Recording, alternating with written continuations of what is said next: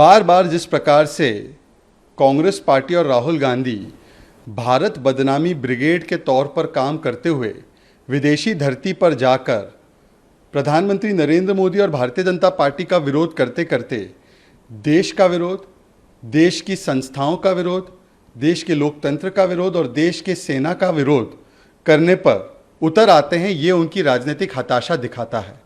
आज जिस प्रकार से राहुल गांधी ने भारत की तुलना श्रीलंका और पाकिस्तान जैसे असफल देशों के साथ की है, जबकि हकीकत यह है कि भारत की अर्थव्यवस्था सबसे तेज़ी से बढ़ने वाली बड़ी अर्थव्यवस्था है, परंतु बार बार जब वो विदेशी धरती पर जाते हैं और भारत के लोकतंत्र पर सवाल उठाते हैं, आज उनका ये कहना है कि ध्रुवीकरण के कारण भारतीय जनता पार्टी चुनाव जीतती है। इसका मतलब क्या भारत की जनता के विवेक पर ही और भारत के लोकतांत्रिक संस्थाओं पर ही वो सवाल उठाने का काम कर रहे हैं? जब इसी संस्थाओं से, इसी व्यवस्था से विपक्ष के नेताओं को जीत हासिल होती है,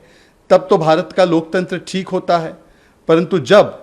परिवार तंत्र हारने लगता है और उसे नकारा जाता है, तो भारत के लोकतंत्र पर और भारत की जनता पर ही सवाल उठाए जा रहे हैं। जिस प्रकार से राहुल गांधी ने लद्दाख की भी तुलना यूक्रेन से की,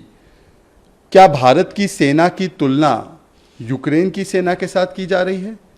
चाइना का बार बार महिमा मंडन करने का ऐसी कौन सी मजबूरी है राहुल गांधी की? क्या एमओयू की वजह से जो इन्होंने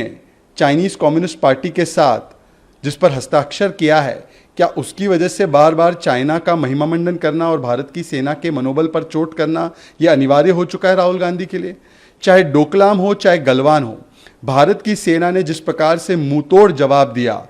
और पीछे नहीं हटने का काम किया, परंतु कांग्रेस पार्टी और राहुल गांधी बार बार भारत की सेना के मनोबल को तोड़ने के लिए, चाहे वो डोकलाम में जिस प्रकार से वो चाइनीज़ दूतावास के साथ पाए गए, चाहे वो गलवान में चाइना के प्रोपेगेंडा को फैलाने का काम किया गया कि तिरंगा वहाँ पर नहीं लहराता है, और आज जिस प्रकार से भारत की सेना को कम आंक कर देखा जा रहा है।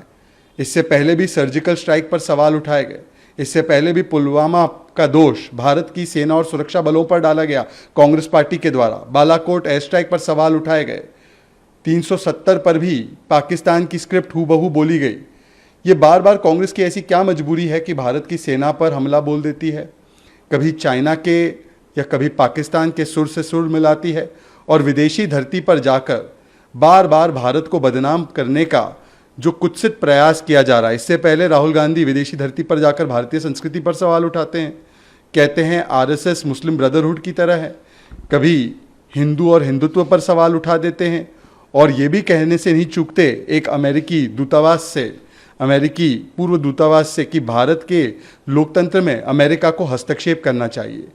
आज मोदी विरोध में और बीजेपी विरोध में क्या कांग्रेस पार्टी इस स्तर तक गिर चुकी है कि वो देश विरोध और देश की सेना का विरोध करेगी?